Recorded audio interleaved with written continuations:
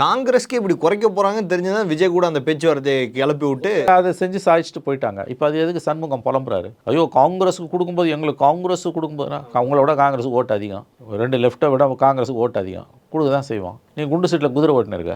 இந்த திமுக அரசாங்கத்தின் மீது எத்தனை விமர்சனங்கள் வைக்கப்பட்ட பொழுது திமுக அமைதியாக இருப்பான். ஆனால் அருணன் மாதிரியான சிபிஎம் தோழர்கள் தான் வந்து துள்ளி எழுவாங்க.